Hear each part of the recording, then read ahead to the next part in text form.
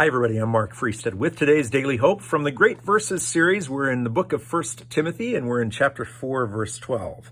And as you watch this video, my wife and I are one day away from bringing our third child into the world.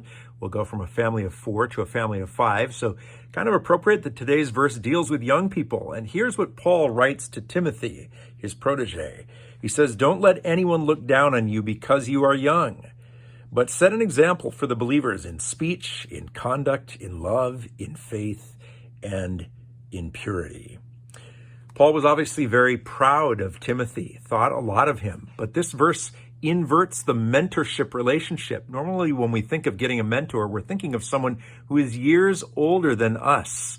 So what's the encouragement in this verse? If you're young, be an example to other people. But if you're not young, there's an encouragement here too. And that is, go out and find yourself a role model who's actually younger than you, who can model these good things for you.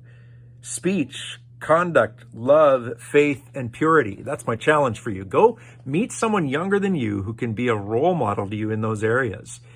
And why would I do that? Because typically when we choose mentors who are older than us, there's always a built-in excuse like, oh, they've lived more years than I have. And, eventually I'll get there. But right now I'm younger, so of course I'm not there. Next year, I'll pray more. Next year, I'll be more devoted in my faith. But when you choose a role model who's lived less years than you have no excuse. You simply need to do what they do.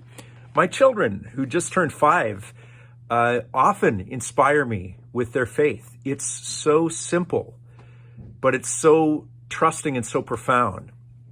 So don't forget that faith and spirituality are relational.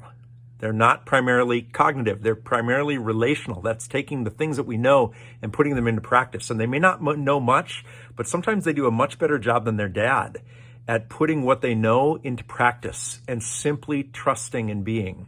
So that's it. 1 Timothy 4:12. Go out and find yourself a younger role model today.